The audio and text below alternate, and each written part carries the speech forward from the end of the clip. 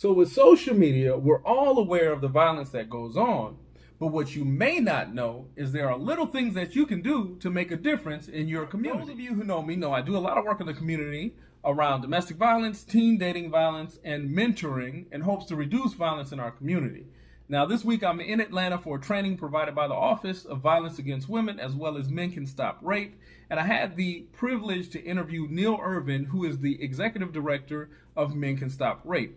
Now, Neil Irvin is one of the leading experts on gender-based violence, and I got a chance to ask him a few questions about how we can reduce violence in our community and also how he got started doing some of this work. So please check out this awesome interview and let me know what you guys think in the comments and if you would be interested in working with us in reducing that violence in our community. What's going on? So I'm here in Atlanta with Neil Irvin and Men Can Stop Rape.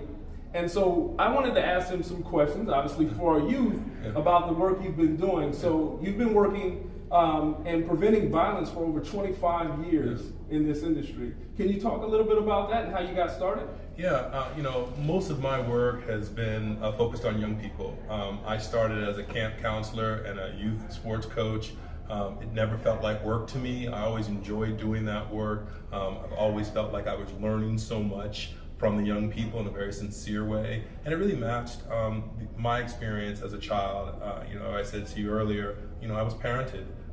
My mother and father were still together, and I was very fortunate to see a man and a woman working together and have expectations of their children, and I was always safe. So it always felt like something that just came natural to me in that way. And when I started doing the gender-based violence work, what I realized is for all the communities that I had worked and served young people in, Boys and Girls Club, recreation departments, YMCA, YWCA, Big Brothers, Big Sisters, what was missing was a gender analysis. We were never really working just with boys. There were boys and girls, young people who were identifying in many different ways. And when we started emphasizing how we were teaching our boys to become men, that's really where I think it clicked for me that there was a much more strategic and impactful way to serve our young people, and it continues to be true 25 years later. Right, yeah, you've done some amazing work, and I obviously know from the different events I've been able to attend, and obviously being at the conventions and seeing you speak. But I also wanted to ask, because you served as a consultant to the White House in regards to domestic violence, is that correct? Yes. So how did that come about?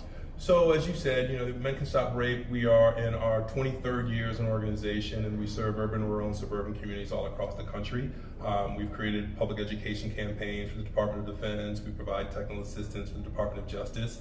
We've consulted the National Football League, the National Basketball Association, the Major League Soccer. So we had a reputation and a body of work, most importantly through our Men of Strength clubs, most clubs, or our WISE Club. And so I think when President Obama was elected, he and Vice President Biden were really focused on all forms of gender-based violence and men's role in preventing it. So it was an introduction.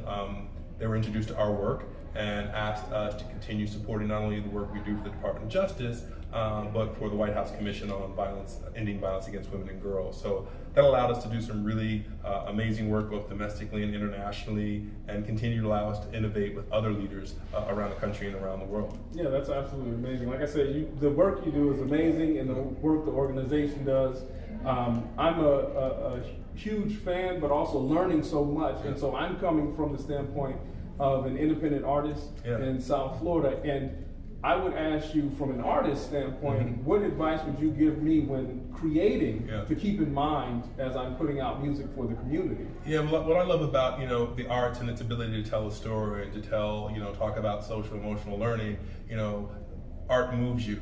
It is deep in your core and it influences you.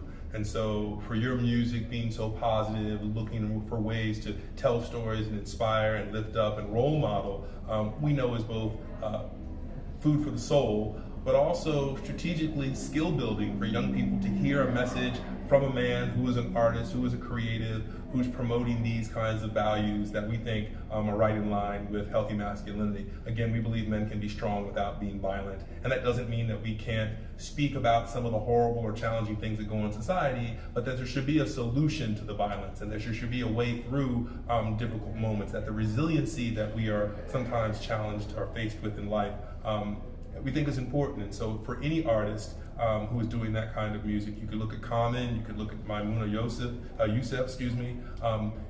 like yourself, trying to promote pro-social kinds of sound and energy and really affect the world in a positive way rather than using it in a really negative way. Thanks to Neil, we get a chance to apply some of that knowledge and those concepts in our own communities.